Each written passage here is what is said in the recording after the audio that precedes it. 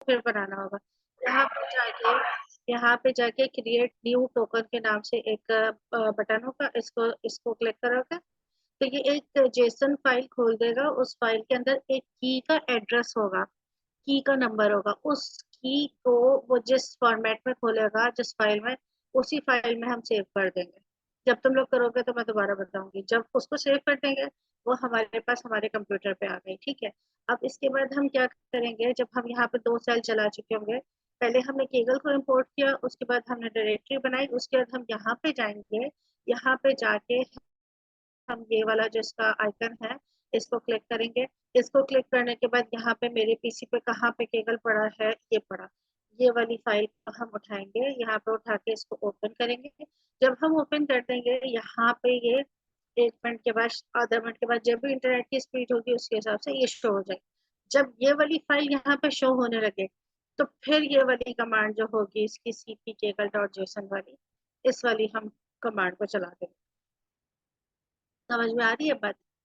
इसको चला जी। दिया, उसके बाद हमने इसका इसका एक एक दो एक और एक सेल था जो चलाना जरूरी था, वो चलाया। उसके बाद ये कहता है केगल कॉम्पिटिशन डाउनलोड, और ये वाला इसका एड्रेस है डॉग्स वीएस कैट्स जो है, इस पे पड़ा हुआ है केगल कॉम्पिटिशन पे, ये वाला डेटा सेट पड़ा हुआ है, उसको उठा लो। ये उसको उठा लेगा। अब ये उठाया तो इसने बताया कि ये तो जिप्ड है। तो फिर मैंने कहा कि चलो मैं इसको अनजिप कर दूं। अनजिप किया तो अनजिप किया तो ये इस तरीके से मैंने यहाँ पे इसका जो डेटा पड़ा हुआ था वो मैंने उठाया। जब यहाँ पे डेटा आ गया तो यहाँ पे ये शो हो रहा था। अभी क्योंकि सेल नहीं चले हुए और अभी दोबारा दोबारा सब डायरेक्टरी बनेगी भी नहीं। अगर कोई डायरेक्टरी बनाने में कुछ भी गलती हो जाए तो एक ही काम हो सकता है कि पूरी नोटबुक उड़ानी पड़ेगी, रन टाइम में जाके change disconnect and delete run time करके फिर दोबारा से सेल, पहला दूसरा सेल चलाना होगा, केगल की फाइल लानी होगी और फिर डायरेक्टरी वगैरह बनेगी, अदरवाइज नहीं बनेगी, एरर ही आता रहेगा। ये भी जब तुम लोग करोगे तो बताऊंगी। अनजिप कर दिया यहाँ से, इसके यहाँ पे जो मेरे पास फोल्डर पड़ा हुआ था इसका, उसका पाथ कॉपी किया, इन्वर्टेड कॉमेस भी किया, इसको अनजिप कर दिया। यहाँ पे इसकी फाइल सारी इन्फ्लेट हो गई। इसको टेस्ट टेस्ट सैंपल्स पड़े हैं और ट्रेन सैंपल्स पड़े हैं, और ये भी दोनों जिप है। अब इससे आगे का काम थोड़ा सा मैंने वैसे कर लिया था, लेकिन तुम लोग बस अभी यहीं तक ही रहो। अभी हमने सिर्फ एक वे देखा है, एक वे, हजारों तरीके हैं डेटा उठाने के। अभी हमने केगल से एक डेटा सेट उठाने का तरीका देखा, जो कि इसमें भी बहुत ज्यादा फंसोगे लेकिन निकल जाओगे इंशाल्लाह। अच्छा, अब हम दोबारा से वीडियोस के ऊपर जाते हैं।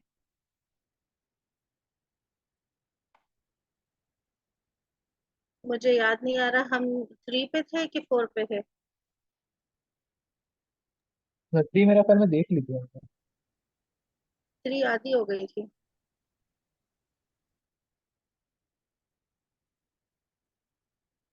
या देख ली थी पूरी?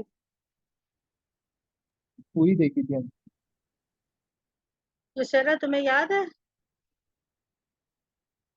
मैम आई गेस हमने देखी थी थर्ड पूरी। 4th वाली देखनी है?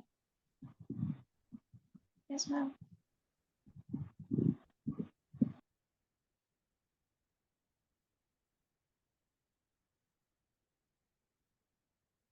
अच्छा, वो बुक बड़ी अच्छी मिल गई है, वो आज सुबह एक बच्चे ने दे दी है बुक, वो मैंने शेयर भी कर दिया। तो उस बुक में चैप्टर नंबर 6 को सर बार बार बोल रहे हैं कि उसको प्रैक्टिस कर लें, तो उसको प्रैक्टिस लाजमी करना स्टार्ट कर दो। अदरवाइज अब जो काम स्टार्ट हो रहा है वो काफी ज्यादा टफ है, और वो फिर पहले का अगर इतना वो होगा, फ्रेजाइल अंडरस्टैंडिंग होगी ना, तो आगे जाके बड़े मसले हो जाएंगे। तो उस पर प्रैक्टिस लाजमी स्टार्ट कर दो। अच्छा। Missing values. तो बाद वक्त क्या होता है कि आपके पास जो है वो डेटा मिसिंग आ सकता है। वो जो डेटा आप लोड कर रहे हैं, डेटा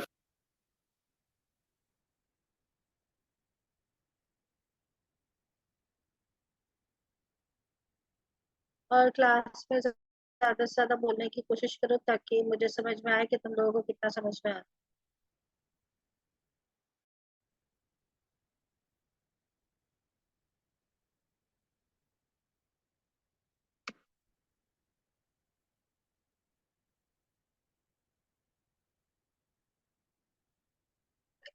फ्रेम में, उसमें डेटा ऐसा हो सकता है कि जो अवेलेबल ना हो, जो डेटा है वो सोर्स में अवेलेबल ना हो और वो ब्लैंक के तौर पर आ जाए, किसी भी फॉर्मेट में वो आ सकता है। तो वहां पर जो है हमें जो है वो हमेशा NaN की वैल्यू जो है वो हमें दोबारा अच्छा, मिल कल जाती है। मैंने एक काम कहा था, तुम लोगों ने काम किया है वो वाला जो फर्स्ट लाइन की इंडेक्सिंग चेंज करके देखने की? उसामा, युसैरा, मैंने तो नहीं करा मैम। युसैरा तुमने नो किया है? मैम, वो मैंने करने की कोशिश की थी, लेकिन मैम उसमें पहले फाइल को ओपन करना था ना, लेकिन वो मुझे फाइल क्रिएट करने नहीं आ रही थी। तो मैं जो भी फाइल हो को रहा था, क्रिएट कैसे जो करूँ? जो भी हो रहा था, 15 से 20 मिनट तक किसी एक चीज में फंसा करो, उसके बाद फौरन ग्रुप पे मैसेज किया करो। ऐसा भी नहीं होना चाहिए कि आप ये फंसे और 10 सेकंड में आपने मैसेज कर दिया, क्योंकि फिर आपको नहीं आएगा, फिर आपको कोई ना कोई सॉल्व करके दे देगा। आप 15-20 मिनट अगर एक लाइन पे फंसे हो, तो आप वो लाइन किसी से पूछ लो, अगली लाइन फिर खुद क्रिएट करो। Okay ma'am. ग्रुप इसीलिए बना हुआ है ना, उसमें कोई इंटरेक्शन ही नहीं हो रही है। कल करके आना इसके ये काम लिए लाजमी। फॉर एग्जांपल मैंने यहाँ पर एक सैंपल 3 नाम की CSV बनाई हुई, जिसमें आप देख सकते हैं कि एक जगह तो NA लिखा हुआ ही है और एक जगह जो है वो 2 कॉमा के दरमियान में कुछ भी नहीं है। इन दोनों जगहों को जो है वो, अगर मैं इसको थोड़ा सा इसको नीचे से बंद कर देता हूँ ताकि आपको ये सही से ज़्यादा समझ में आ जाए। अच्छा, इसको मैंने इसको बंद कर दिया है और आपको देखें इसमें कुछ NaN वैल्यूज आ रही हैं। अब इन NaN वैल्यूज को हम कन्वर्ट करना तो देखेंगे, लेकिन अब अभी आपको मैंने समझा दिया कि किस तरीके से इसको ये NaN वैल्यूज जो है वो हमें मिल जाएंगी। अब अगर इसके अलावा बाज़ औक़ात ये भी हो सकता है कि जब हम डेटा लोड कर रहे हो तो जरूरी नहीं है कि वो वैल्यू खाली हो या वो वैल्यू जो है वो NaN हो। तो इस कंडीशन के अंदर हमें थोड़ा सा कन्वर्जन भी करना पड़ता है। मिसाल के तौर पर कुछ डेटा में ऐसा हो सकता है कि जब डेटा नहीं मिला तो जो डेटा जहां पर अरेंज किया जा रहा हो, ऑर्गेनाइज किया जा रहा हो, स्टोर किया जाओ, वहां पे कुछ और लिखा हुआ हो, जैसे not applicable, not available, NONE, इस तरह का डिफरेंट किस्म का डेटा जो है वो इस्तेमाल हो सकता है। तो हमें ये भी देखना होता है कि अगर हमारा डेटा जो है यानी कि नॉट अवेलेबल डेटा है या NaN डेटा जो किसी और फॉर्म में भी हो, तो उसको हम कन्वर्ट कर सकते हैं। इसके अंदर क्या किया है हमने कि हमारे पास एक जगह FOO था, यहाँ पर देख सकते हैं, उसको हमने क्या कहा है कि उसको भी हम NaN के अंदर कन्वर्ट कर दो। यानी मिसाल के तौर पर ये जो मेरे पास मैसेज है, मैसेज के अंदर एक जगह जो है NaN लिखा हुआ था, ऊपर वाले में देखें यहाँ पर FOO लिखा हुआ था। फू का मतलब है कि ये भी एक तरह से एक इंडिकेटर हो सकता है कि ये वैल्यू जो है वो हमारे किसी काम की नहीं है। तो हम क्या करेंगे, एक डिक्शनरी बनाएंगे, इसका हमने नाम रख दिया सेंटिनल, और इस डिक्शनरी का नाम कुछ भी हो सकता है, लेकिन मैंने वैसे सेंटिनल रखा है क्योंकि हमें सेंटिनल का काम कर रहा है। और उसके बाद जो है यहाँ पर एक NA वैल्यू इक्वल टू का पैरामीटर इस्तेमाल करेंगे, NA इक्वल टू करके हम उस डिक्शनरी का नाम बता देंगे। तो वो क्या करेगा, वो चेक करेगा कि कौन से कॉलम के अंदर कौन सी वैल्यू को नल वैल्यू में कन्वर्ट करना है। दोबारा बता रहा हूं, एक मैंने डिक्शनरी बनाई जिसके अंदर बताया है कि कौन सा कॉलम है और उसके अंदर कौन सी वैल्यू है जिसको NaN में कन्वर्ट करना है, और इस डिक्शनरी का नाम जो है वो हमने NA वैल्यूज में जाकर बता दिया। तो आप क्या होगा कि आप देख सकते हैं कि यहाँ पर जो FOO जो था वो जो है वो NaN में कन्वर्ट हो गया है।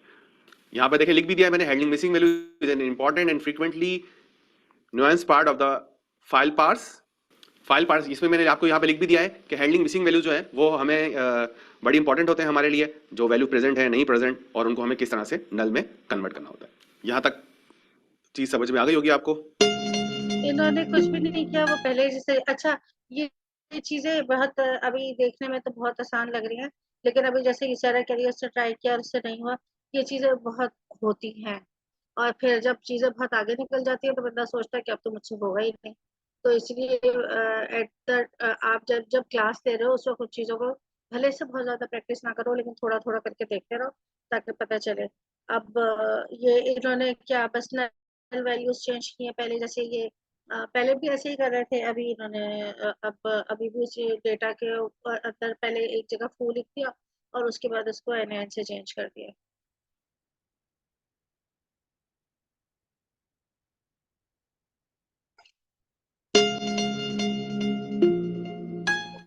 तो अब हमें रीडिंग डेटा क्या करना है, डिफरेंट पीसेस में डेटा को हम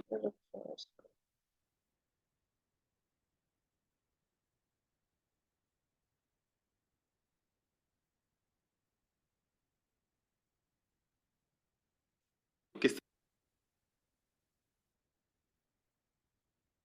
अब देखो ये तरह डेटा रीड लोड करेंगे, करना बता रहा है। ठीक है। तो इसके लिए जो है हमारे पास डिफरेंट ऑप्शंस मौजूद हैं। आप जो है वो बुक की भी एग्जांपल दे सकते हैं। तो इसके लिए मेरे पास एक अलग फोल्डर मौजूद है, उसका नाम है डेटा सेट। तो ये जो डेटा सेट है मेरे पास ट्रेन का डेटा सेट है जो मैंने उठाया है, ये आपके पास डेटा सेट्स में जो आप फोल्डर है उसमें अवेलेबल होगा।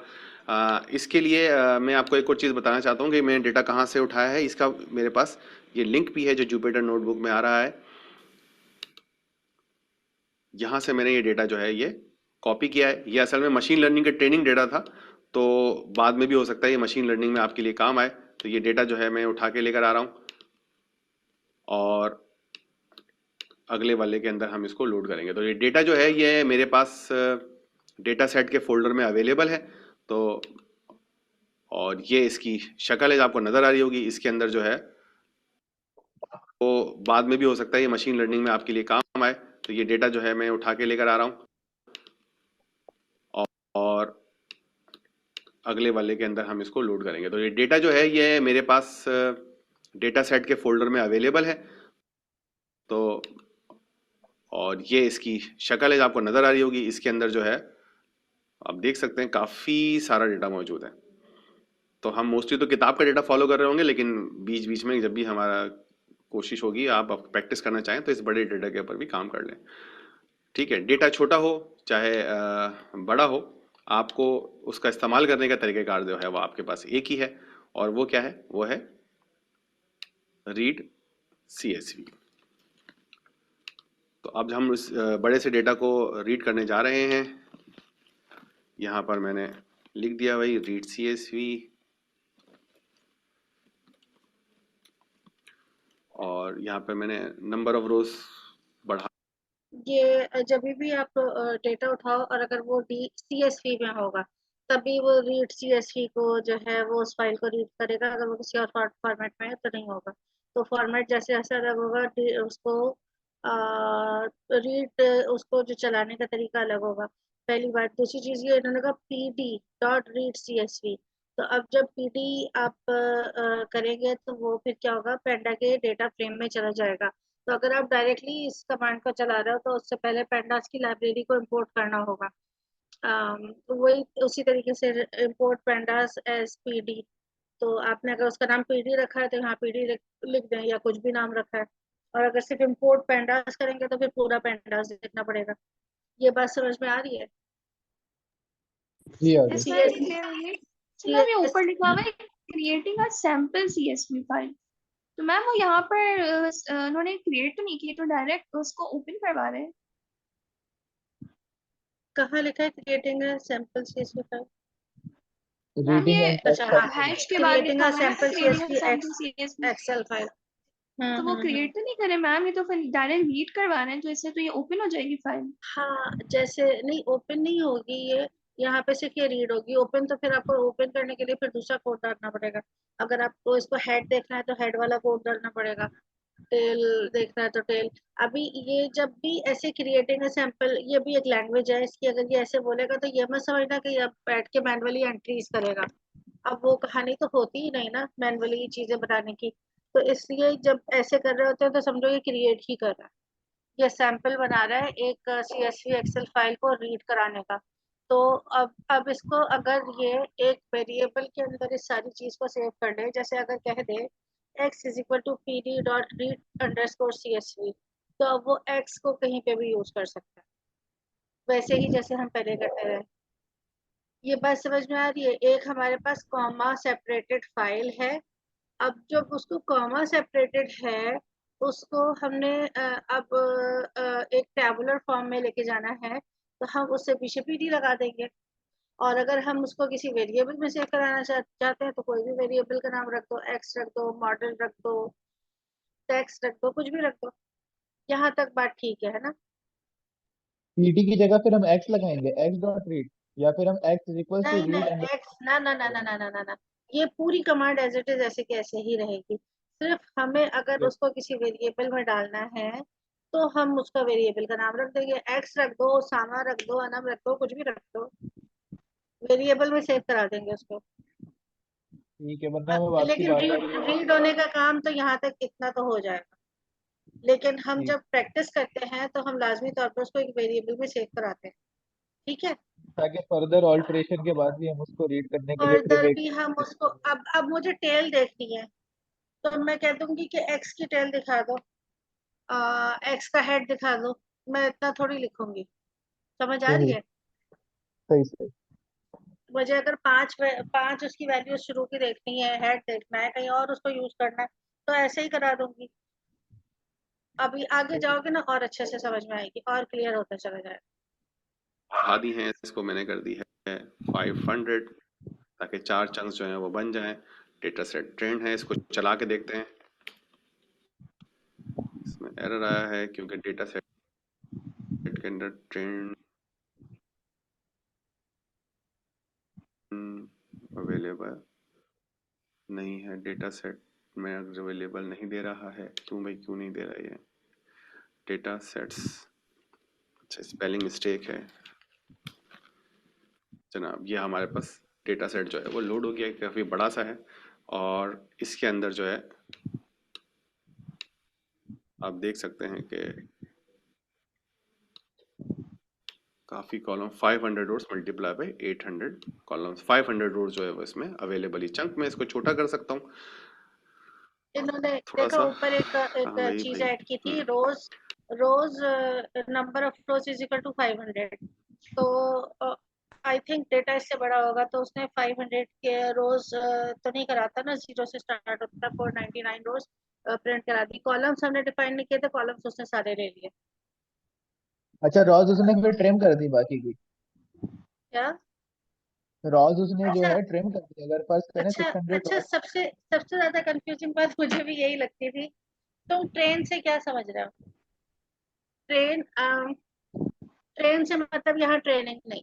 अब मैं तो बताऊँ, जब हम डेटा लेते हैं तो डेटा को हम जनरली जनरली एक बात कह रही हूँ, इससे अलग भी चीजें होती हैं। जैसे हम 3 पोर्शन में डिस्ट्रीब्यूट कर लेते हैं, टेस्टिंग डेटा, ट्रेनिंग डेटा और वैलिडेशन डेटा। ठीक है। और ज्यादातर हम देखते हैं टेस्टिंग और ट्रेनिंग पे भी कर लेते हैं। अब जैसे अगर हमने ट्रेन की, हमारे पास 10,000 पिक्चर्स हैं और हमने 9,000 पिक्चर्स को ट्रेन कर लिया, तो हम 1,000 पिक्चर्स को बाद छोड़ देते हैं टेस्टिंग के लिए। उन 1,000 पिक्चर्स को हम बाद में डालते हैं और उसको कहते हैं कि अब बताओ कि इसमें कौन सा डॉग है और कौन सा कैट है। तो अगर उसमें वो सही काम कर रहा है और एक्यूरेसी सही दे रहा है, तो दैट्स मीन कि हमारा काम ठीक हो गया है, 90%, 95% आ गई है तो ठीक हो गया है। तो ये जो नाम रखते हैं डेटा का नाम है, अभी तक हमने ट्रेनिंग स्टार्ट नहीं की।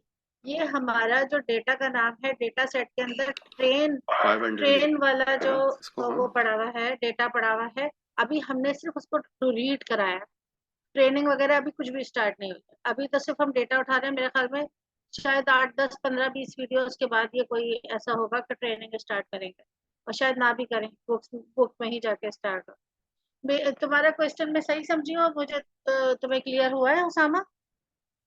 नहीं, आपने एक अच्छा कॉन्सेप्ट और क्लियर कर दिया, मगर मैं आपसे ये पूछ रहा था कि एन रॉस जो 500 हमने सिलेक्ट करनी है यहाँ पर, अगर फर्स्ट करें हमारे पास 600 रॉस थी तो उसने 100 रॉस जो एंड की थी वो ट्रिम कर दी, या फिर उसने स्टार्ट की ट्रिम कर दी? नहीं नहीं, वो शुरू से उठाएगा, वो 0 शुरू से से उठाएगा। 500 तक उठा लेगा। हाँ, 0 उसके से, बाद क्योंकि हमने 500, अगर हम उसको कहेंगे ना रैंडम, हमारे पास एक कमांड होती है रैंडम की, तो रैंडम ठीक के थ्रू हम कहीं से भी कोई भी डेटा उठा सकते हैं। अगर हम ठीक है हेड कहेंगे तो शुरू के ही 5 उठाएगा, अगर टेल कहेंगे तो आखिर के ही उठाएगा। और अगर हमें स्पेसिफिकली किसी खास डेटा पे जाना होगा तो हम स्लाइसिंग करेंगे, रो नंबर कॉलम नंबर बताएंगे, यहाँ से यहाँ तक उठा। ठीक है ठीक है। समझ आ गई? जी आगे। चले आगे। जी। 200 कर लेते हैं। तो अब आप देख सकते हैं कि ये अब मुझे ये डेटा जो है वो 200 रोज का डेटा ये दे रहा है। ठीक है, तो ये हमारा जो हमें जो है हमने क्या किया कि हमारे पास एक बहुत बड़ा डेटा सेट था, उसमें से हमने कुछ रोज जो है वो उठा ली।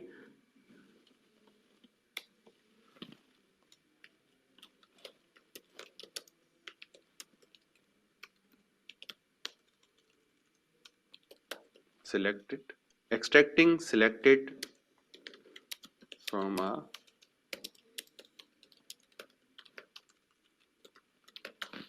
अच्छा, 2000 का डेटा कभी भी लार्ज नहीं होता। 1-2 लाख रिकॉर्ड हो तो वो लार्ज होते हैं, लेकिन सिर्फ समझाने के लिए कि आप किस तरीके से डेटा एक्सट्रैक्ट कर सकते हैं। 200 रोज, 500 रोज, जितना भी डेटा जो है वो उठा के लेकर आ सकते हैं। ठीक है जी, अब मैं क्या कर रहा हूँ,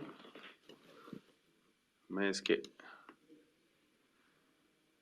सेल में जा रहा हूँ और करंट आउटपुट को क्लियर कर रहा हूँ, क्योंकि हम इसके अंदर मजीद नीचे कुछ और काम करेंगे।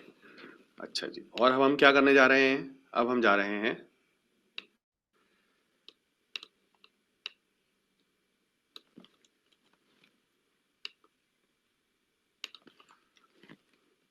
अच्छा, अब ये बात जहन में बार बार आएगी कि चंक साइज हम क्यों करें, हम डेटा को चंक साइज क्यों कर रहे हैं, 100 पे क्यों लेके जा रहे हैं, 200 पे क्यों लेके जा रहे हैं। इसमें ऐसा होता है समटाइम्स आपके मॉडल इतने बड़े होते हैं कि बहुत ही ज्यादा बड़े होते हैं, वो बहुत टाइम कंज्यूमिंग भी होते हैं, रिसोर्सेज भी बहुत चाहिए होते हैं। तो उसमें ऐसा कर सकते हैं, और लाखों एंट्रीज का डेटा है, पिक्चर्स हैं, लाखों पिक्चर्स हैं या हजारों पिक्चर्स हैं, ये वैसे डेटा है। तो क्या करते हैं कि उसमें एक ऑप्शन होता है कि आप मॉडल को रैंडम एक छोटे से डेटा के ऊपर ट्रेन करके देख लें।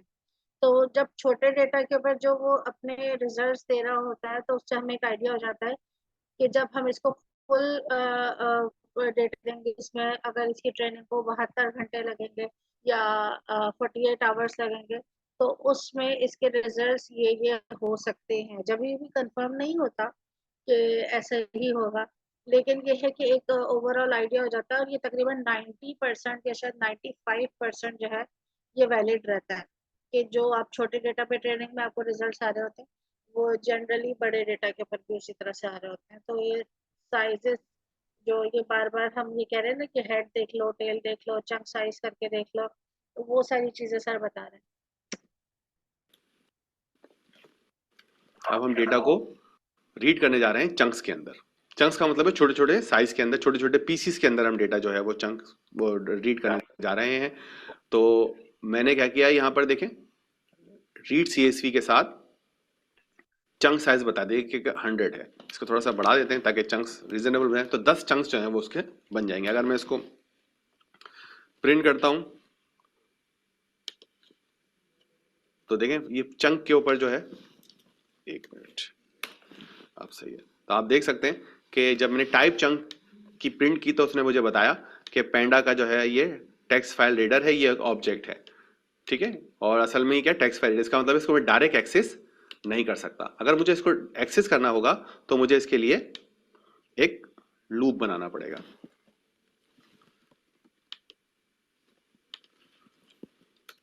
और वो लूप कैसे बनाएंगे हम? बहुत ही आसान है।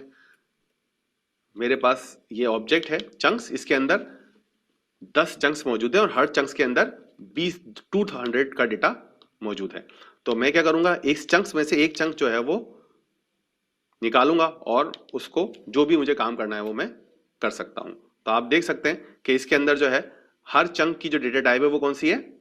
डेटा फ्रेम है। यानी कि 1 2 3 4 5 6 7 8 9 और 10 जो है वो डेटा फ्रेम इसके अंदर छोटे छोटे मौजूद हैं। अब मैं क्या कर सकता हूं, एक एक डेटा फ्रेम को अपनी मर्जी से इस्तेमाल कर सकता हूं। मिसाल के तौर पर अगर मुझे प्रिंट करना था, यहाँ पर देखें मैंने यहाँ पर लेंथ प्रिंट कराई थी चंक की। जैसे मिसाल के तौर पर मुझे जो है यहाँ पर प्रिंट करना है चंक डॉट।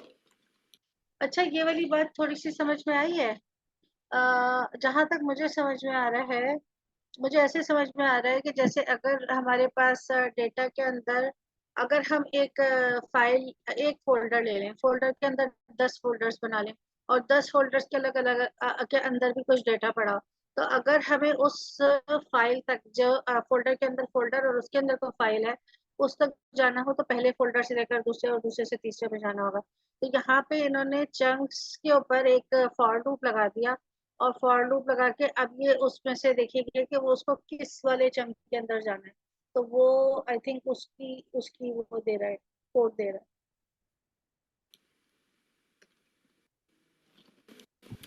नो मैम, ये क्लियर नहीं हुआ। चंक साइज से वो क्या करेगा? स्लाइसिंग कर देगा? यानी अगर डेटा में 1000 लाइंस है तो वो 200 लाइंस, फिर 200 लाइंस, फिर 200 लाइंस रिट्रीव करके दिखाएगा, या वो सिर्फ जैसे शुरू की 200 सुनो, लाइंस ही देगा? हाँ ये देखो, जैसे हमारे पास डेटा ये पड़ा है, हम अब तक यहाँ पे थे। मुझे जो समझ में आ रहा है, ये करने का मकसद तो यही है। हम यहाँ पे थे कि हम ऐसे ही सोच रहे थे कि हमारे पास इस फॉर्मेट में एक टेबल है और उसके अंदर मुख्तलिफ डेटा पड़ा है, ऐसा ही है। अब हमारे पास अगर ज्यादा डेटा हो और हमारे पास एक फॉर एग्जांपल एक फोल्डर हो, फोल्डर के अंदर 10 फोल्डर हो और उन 10 फोल्डर्स में भी डेटा पड़ा हो, इस तरह का बहुत सारा डेटा पड़ा हो, टेबल्स हो और इस तरह के फॉर्मेट पड़े हो, तो हम अगर चाहें, अगर तुम वैसे भी अपने ग्राफिक यूजर इंटरफेस के थ्रू भी जाते हो, तो पहले तुम लोग क्लिक करते हो पहले फोल्डर पे, फिर क्लिक करते हो दूसरे फोल्डर पे, फिर तुम उस फोल्डर के अंदर जाके फाइल तक जाते हो। तो जब हम पाथ दे रहे होते हैं किसी भी चीज का, तो कंप्यूटर हमसे ऐसे ही एक्सपेक्ट करता है कि वो कहता है कि तुमने फोल्डर का नाम रखा है अनम, बड़े फोल्डर का नाम अनम है, अनम को स्लैश लगा दो, स्लैश लगा के अहमद कर दो, अहमद को स्लैश लगा के उसके आगे कोई भी उसके अंदर जो फाइल पड़ी है वो फाइल ले लो। तो अगर ये कहता है कि डायरेक्टली जाएगा चंक्स तक, तो वो नहीं जा सकता, तो उसके लिए वो चंक्स के ऊपर एक फॉर लूप लगा रहा है कि पहले फॉर लूप लगेगा, वो उसमें से ढूंढेगा कि कौन सा चंक इसको चाहिए, और उसके बाद फिर वो उस चंक को आई थिंक उसको एक्सेस कर देगा। इसको दोबारा थोड़ा सा पीछे करके दोबारा देखते हैं कि सर कहना क्या चाह रहे हैं। अच्छा, अब देख फ्रेम को अपनी मर्जी से इस्तेमाल कर सकता हूँ। मिसाल के तौर पर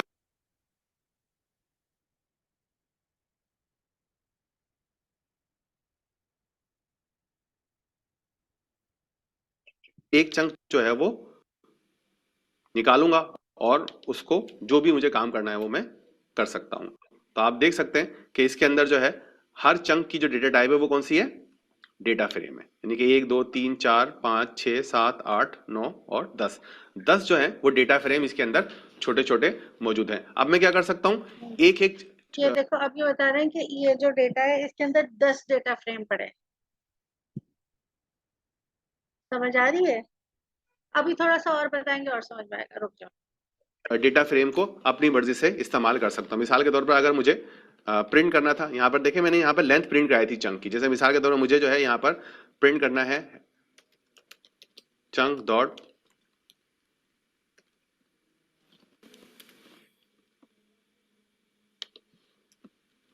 अच्छा, आप देख सकते हैं कि मैंने इस चंक को प्रिंट कराया है, तो इसके अंदर एक काफ़ी इंफॉर्मेशन प्रिंट हो रही है। मैं इसको हेड कराता हूँ तो इसमें डेटा थोड़ा सा कम आ जाएगा। यहाँ पर देखें इसका पूरा डेटा मेरे पास जो है वो प्रिंट हो रहा है।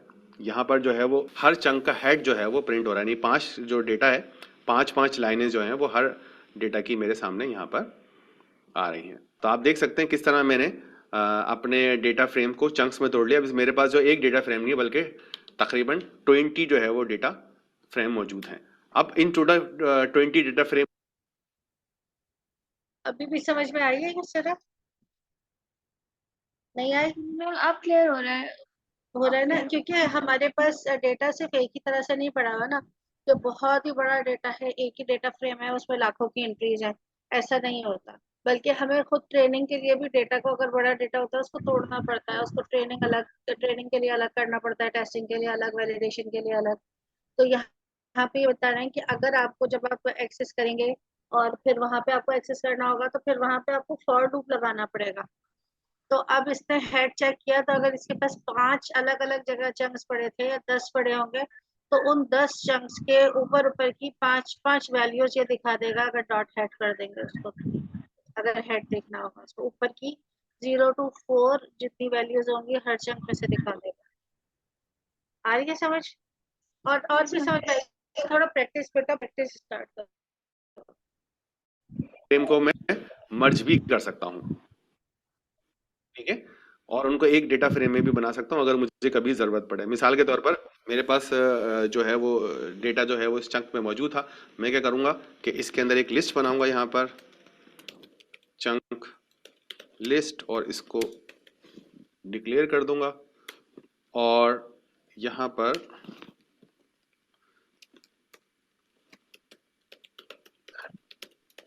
चंक लिस्ट के अंदर अपेंड कर दूंगा किसको, ठीक है, मैंने यहाँ पर प्रिंट बंद कर दिया है। अब मेरे पास चंक लिस्ट में चंक का डेटा मौजूद है। अब मैं मिसाल के तौर पर मैं यहाँ पर करता हूँ, लिखता हूँ चंक लिस्ट 0। तो अब आप देख सकते हैं चंक लिस्ट के अंदर ये मेरे पास 0 वाला डेटा आ रहा है। अगर मैं इसको यहाँ पर लिख दूँ तो तो आप देख सकते हैं 5 डेटा आ रहा है। ये चंक लिस्ट 0 का मतलब क्या है कि जो मेरे पहले वाले चंक में से डेटा उठा के लिया, मैं इस डेटा को किसी डेटा फ्रेम में भी स्टोर कर सकता हूँ। मिसाल के तौर पर पहले मैं थोड़ा सा इसको आसान बनाता हूँ, मुझे लग रहा है थोड़ा सा मुश्किल हो रहा है क्योंकि मैं डायरेक्ट इसमें 0 मैंने इस्तेमाल कर लिया है। तो मैंने 0 को उठाकर एक चंक DF में इस्तेमाल कर सिर्फ DF लेते हैं, DF0। ये किसके बराबर है? चंक लिस्ट के 0 के बराबर है। ठीक है, इसकी कोई वैल्यू यहाँ पर प्रिंट नहीं हुई है। इसको बंद कर देते हैं ताकि इसका मसला सेटल हो जाए।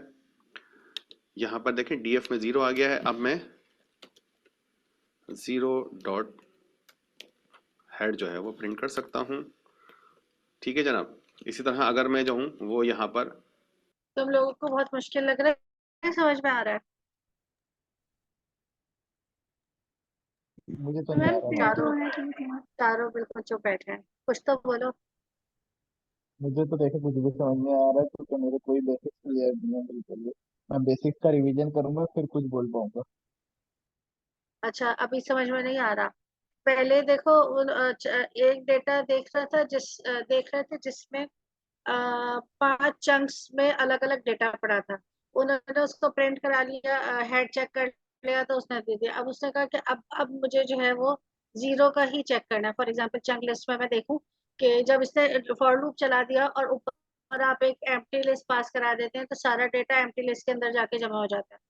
तो वहां पे जब पूरे डेटा पे फॉर लूप चल गया तो अब जो है वो ये देख लेगा कि 0 पे क्या पड़ा हुआ है तो वो 0 का बता देता है। और अगर उसी को हम किसी डेटा फ्रेम में या एक्स या किसी भी वेरिएबल में सेव करा दे तो बस हम जैसे अगर डॉट हेड नहीं करते, DF-0 करते तो ये पूरा डेटा ले आता। लेकिन इसको छोटा डेटा देखना है तो इसे डॉट हेड कर दिया तो यहाँ 5 वैल्यूज 5 एंट्रीज को ये लेके आ गया।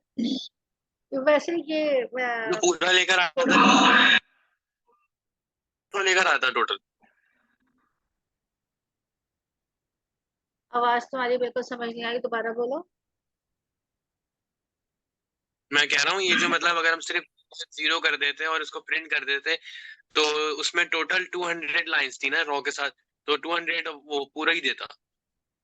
हाँ, जितना भी डेटा होगा, अगर 200 होगा तो 200 देगा, 200 से ज्यादा होगा तो ज्यादा देगा। 0 नहीं, DF। अभी इसने इसको DF अंडरस्कोर 0 पे कराया ना तो DF अंडरस्कोर 0 कर देंगे और हेड को हटा देंगे। तो ये इसको सारा जैसे हम प्रिंट कराते हैं तो हम प्रिंट करके ब्रैकेट्स में लगा देते हैं। दूसरा तरीका ये होता है जैसे हम प्रिंट कराएं ब्रैकेट्स में पैरेंथेसिस में लिख दें एक्स, एक्स के अंदर जो पड़ा है वो प्रिंट करा देगा। और अगर हम सिर्फ एक्स भी लिख दें तब भी प्रिंट करा देता है। तो अच्छा, इसमें एक टोटल मिनट, जो एक मिनट रह टोटल गया, दोबारा तो ज्वाइन करो, दोबारा ज्वाइन करो, दोबारा ज्वाइन करो।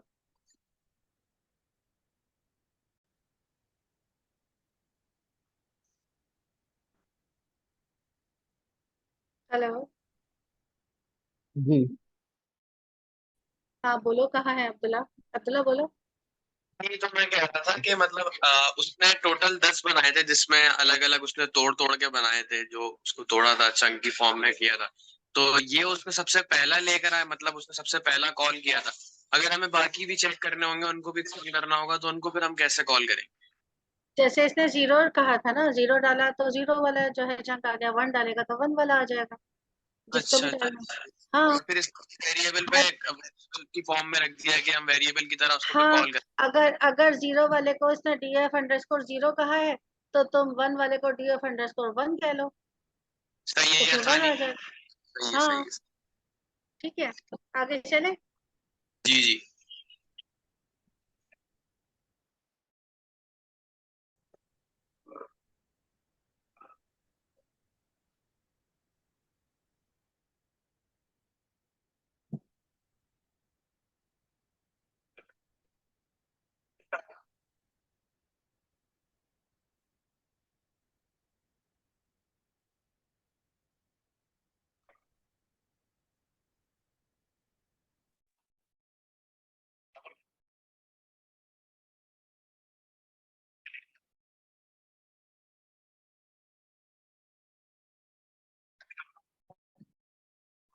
वीडियो की आवाज नहीं आ रही क्लियर मैम। मैंने शेयर ही नहीं किया वॉइस, भूल गई। 2 कर दूंगा। यहाँ पर वैसे 2 की जरूरत है, 0 डॉट हेड जो है वो प्रिंट कर सकता हूँ। ठीक है जनाब। इसी तरह अगर मैं जो हूँ वो यहाँ पर 2 कर दूंगा, यहाँ पर वैसे 2 की जरूरत नहीं है, वैसे भी काम चल जाएगा, लेकिन सिर्फ ये देखने के लिए कि डीएफ के अंदर 2 है तो ये, तो आप देख सकते हैं कि दूसरा चंक मेरे पास आ गया। तो इस तरह हम जो है वो अपने मेन चंक्स में से एक एक चंक निकाल के अप्लाई कर सकते हैं, उसको किसी लिस्ट में स्टोर कर सकते हैं और बाद में हम लिस्ट में से जिस चंक के ऊपर हमें काम करना हो वो हम काम कर सकते हैं। तो हम आगे जाके इसको देखेंगे कि हम इसको मर्ज कैसे कर सकते हैं। अभी हमने सिर्फ ये देख लिया कि किस तरीके से हम डिफरेंट चंक्स के ऊपर अलग अलग पैरेलल या साथ में अलग अलग काम कर सकते हैं, लूप बना के भी काम। अच्छा मैम, इसने जो करा था इन्होंने सर ने, इन्होंने 200 साइज के, मतलब जैसे हमारे पास 500 का हम लोगों ने डेटा लोड करा था, तो 200 साइज के चंक बना दिए। और जब ये हेड कॉल कर रहा है सेकंड चंक का, तो वो क्या कर रहा है, जैसे वन चंक वन जो हो गया, जीरो जो हो गया वो 0 से 200 हो गया, फिर इसी तरह 300 से लेके 400 हो गया, और सेकंड चंक जो था वो 400 से ऑनवर्ड्स हो गया। इसी तरीके से कर रहे हैं। और हाँ तो हम लोगों ने बिल्कुल ऑलरेडी कॉल करा। बिल्कुल। हमें हमें ना कोशिश करनी पड़ती है, एज अ ह्यूमन हमें कोशिश करनी पड़ती है ऑर्गेनाइज रहने की और ऑर्गेनाइज तरीके से चीजें करने की, लेकिन कंप्यूटर बाय डिफॉल्ट ऑर्गेनाइज्ड ही है। आप कहीं से भी कुछ, अब जैसे तुम उसको कुछ भी डिफाइन नहीं करो, तुम एक डेटा दे दो और उसको कहो कि भाई तुम इसको 10 चंक्स में तोड़ दो, तो वो उसको 10 चंक्स में तोड़ देगा। अब तुम कहो कि पहले चंक का नाम ये रख दो, अगर तुम नहीं चाहते सीक्वेंस में 0 1 2 3 9 तक नहीं चाहते, तो तुम कहो कि इसका नाम फॉर एग्जांपल उसामा अनम अर्शी कुछ भी रख दो, तो वो वैसे रख देगा। लेकिन by default computer always organised ही रहता है। रैंडम वो जब होता है जब हम उसको रैंडम होने को कहते हैं। शफल वो जब करता है डेटा को, जब हम कहेंगे कि शफल करो और शफल करके ये निकालो, तो फिर वो भी शफल करके निकालेगा। आइदर वो अपने तरीके से बाय डिफॉल्ट ही ऑर्गेनाइज्ड होता है। जैसे वो बात तुम्हें समझ में आती है कि जब हम ये कहते हैं कि भाई हमने इंडेक्सिंग नहीं की, तो वो खुद ही वहां से 0 से 1 0 1 2 10 100 200 जो है वो नंबरिंग कर देता है उसकी। जी जी, अब आगे ठीक होंगे। है, ठीक है।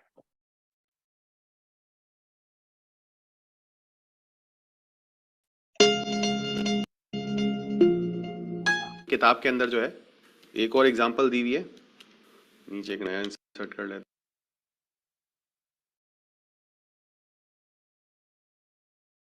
हैं। ये आपकी किताब के अंदर एग्जांपल्स मौजूद है, आप देख सकते हैं कि ये इसके अंदर एक txt फाइल मौजूद थी। ठीक है, जिसमें जो है वो इस txt फाइल को हम अलग से भी देख लेते हैं। कहाँ है जनाब ये txt फाइल? ये एक हमारी टेक्स्ट फाइल है, और इसके में और CMS में फ़र्क किया, CSV में फ़र्क किया है कि इसके अंदर जो है वो डिलिमिटर जो है वो कॉमा इस्तेमाल नहीं हुआ है। और इसके अंदर हमने जब ओपन किया txt फाइल को लिस्ट के जरिए ओपन किया, तो हमने देखा कि इसके अंदर 4 रोज जो है वो हमें मिल गई है। ठीक है, तो अब इसके अंदर हम करेंगे क्या, ये एक टैब डिलिमिटर फाइल है, तो हम क्या करेंगे, इसको भी हम रीड कर सकते हैं। इसके अंदर हम यहाँ पर देखें S+ लगा रहे हैं, यानी कि जितने भी स्पेसेस हों, स्पेसेस 2 हों 4 हों, उसके बस डेटा जो है वो हमें उठा के ले आए। ठीक है, तो यहाँ पर असल में टैब जो है वो सॉफ्ट टैब इस्तेमाल हुआ है। सॉफ्ट टैब के अंदर क्या होता है कि बजाय आपकी वो टैब कैरेक्टर इस्तेमाल करे, वो स्पेसिस इस्तेमाल करता है, 2 या 4 ये जितने भी। तो हमने यहाँ पर एक रेगुलर एक्सप्रेशन इस्तेमाल की है एज अ सेपरेटर, और हमने बताया है कि भाई एक स्पेस हो, 2 स्पेस हो या एक से ज़्यादा स्पेस हो, उनको एज अ सेपरेटर इस्तेमाल कर ले। मैं यहाँ पे लिख भी देता हूँ यूज़, ठीक है जी, यूज़ स्पेसिस 1 और मोर एज अ डिलिमिटर, और मैंने यहाँ पर ये रिजल्ट रीड कर लिया और मैंने कहा दिखा दो रिजल्ट। तो आप देख सकते हैं कि इसने इसको, ये जो हमारी फाइल थी, इसको मैंने जो है वो यहाँ पर प्रिंट करा लूँगा।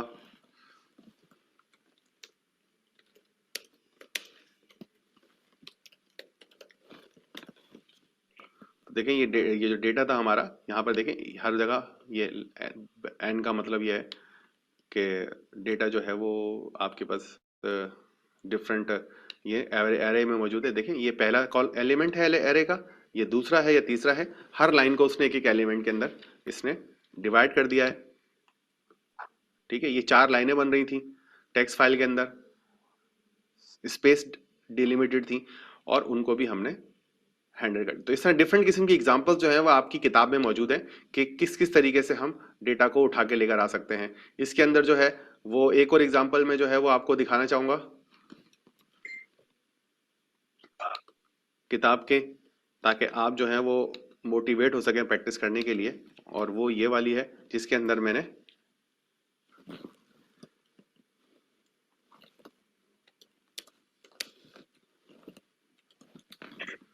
आप देख सकते हैं कि इसके अंदर मैंने 0, 2 और 3 रोज जो है वो मैंने यहाँ से हटा दी। अब आप खुद जाकर इस वीडियो के दौरान एग्जाम्पल के फोल्डर में EX4 को खुद जाके देखें कि इसके अंदर वाकई ऐसा हुआ है, 0, 2 और 3 रोज जो है वो स्किप हुई है या नहीं हुई।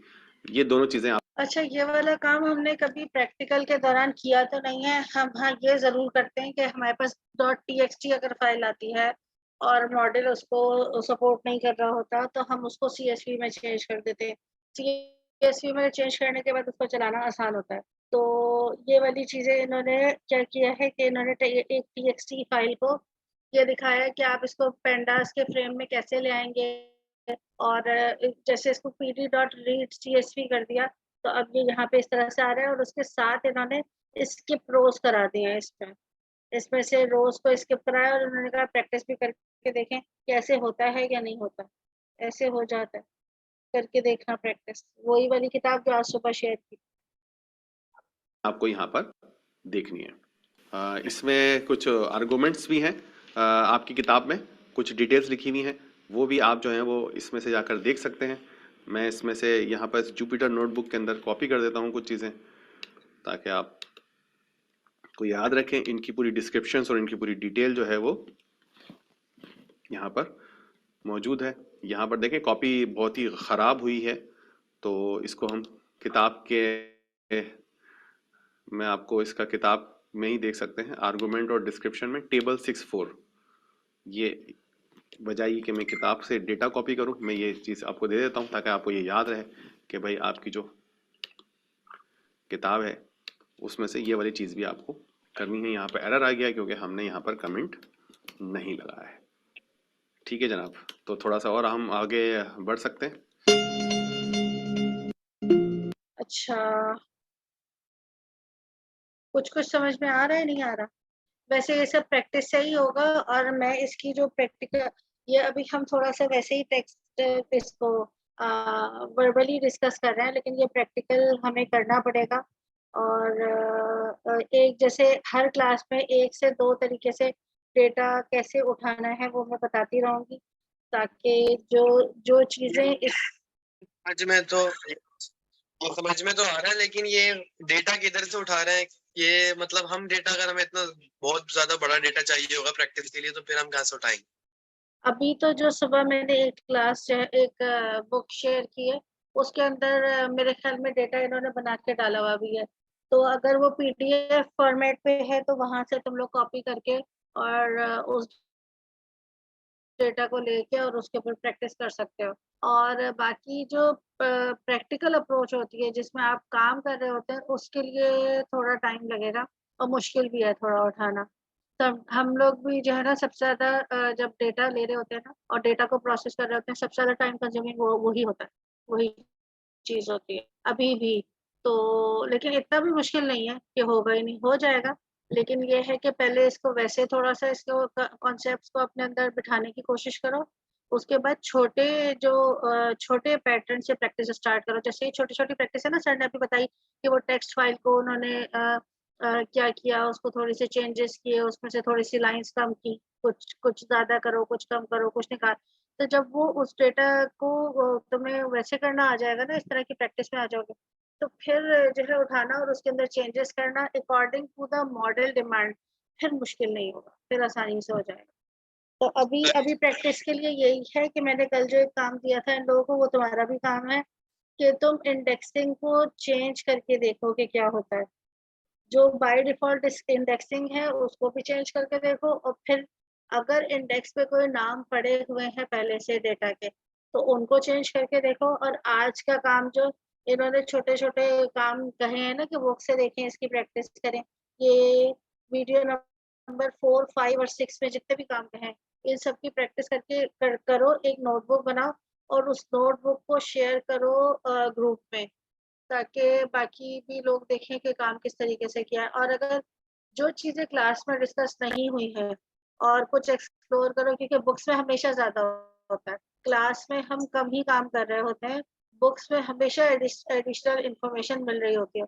तो वो इंफॉर्मेशन जिसके पास भी आए वो शुरू के 5 मिनट में 10 मिनट में शेयर करें, ये मैंने ये किया।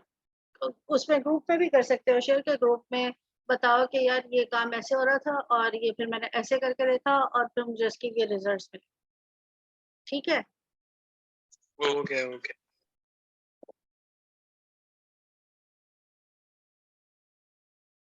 बस ये लास्ट वीडियो है।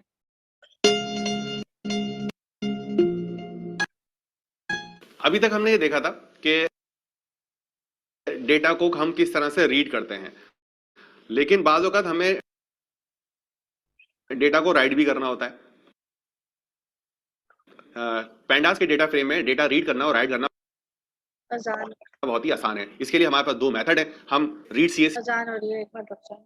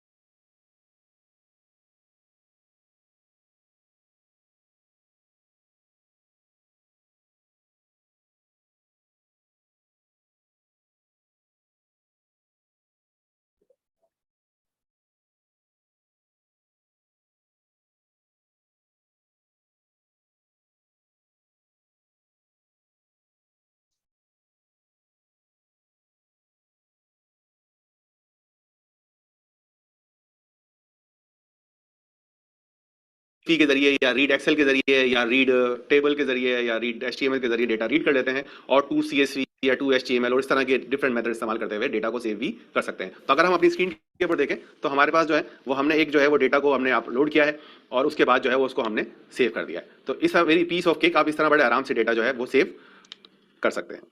और 2 CSV का मेथड जो है वो बड़ा ही इंपॉर्टेंट है और ये बातों का जो है ये हमारे पास सीरीज में भी अवेलेबल, यानी हम क्या कर सकते हैं इसमें से, जैसे हमने पिछली क्लास में आपको याद आ रहा होगा कि हमने एक पूरे के पूरे डेटा फ्रेम में से सीरीज निकाल ली थी और उसको हम अलग से भी सेव कर सकते हैं। तो यहाँ पर एक मैं नई सीरीज बना रहा हूँ।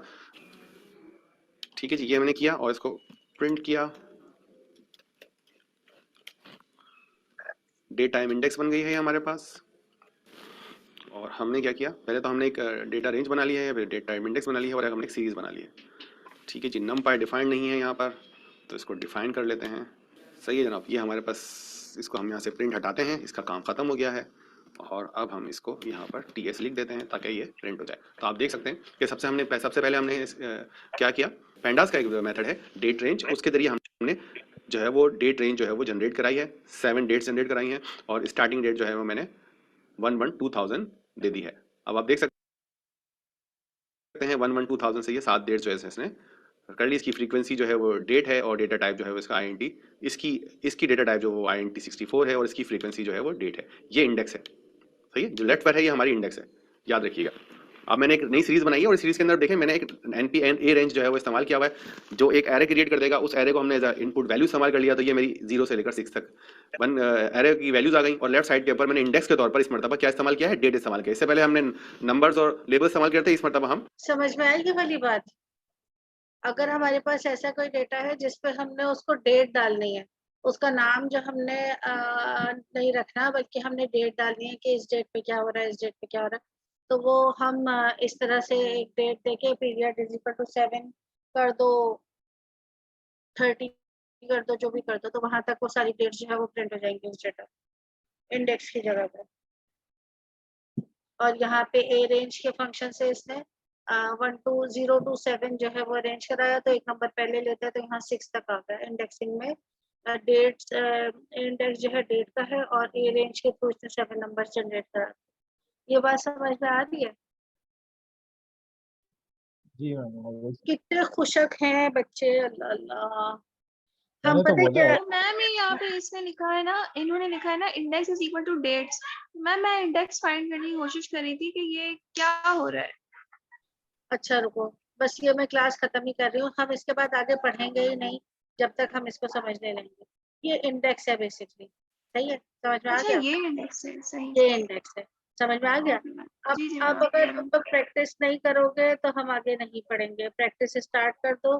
कल तुम इसी प्रैक्टिस, इन्हीं यहाँ तक जो वीडियोस देखी हैं बुक मैंने शेयर कर दी है, बुक में जाओगे चैप्टर नंबर 5 के एंड से स्टार्ट कर दो। और 5 के एंड में आई डोंट नो, मेरे ख्याल में पेंडास का डेटा फ्रेम ही चल रहा था। और फिर 6 चैप्टर पे आ जाओ और उसकी प्रैक्टिस करो। जहाँ जहाँ बचोगे हम सब बैठ के उसको कल उन मसलों को देखेंगे कि क्या मसले हैं, क्यों नहीं चल रहा है, क्या प्रॉब्लम है। और कल, आज से कल रात 8 बजे तक मैं एक्सपेक्ट करती हूँ बहुत सारे मैसेजेस ग्रुप के ऊपर, कि आप ग्रुप में आए और आके पूछें कि क्या होना है, क्या करना है सब। ओके मैम इंशाल्लाह। हाँ, क्योंकि फिर इसके बाद आगे बढ़ने का मुझे लगता है कोई फायदा नहीं है, क्योंकि इतनी ज्यादा थ्योरी का जब तक प्रैक्टिकल ना हो तो कोई फायदा नहीं होता। ठीक, ओके मैम। और अपना अपना ख्याल रखो, और इंशाल्लाह कल हम लोग सब मिलते हैं 8 बजे यहीं पे।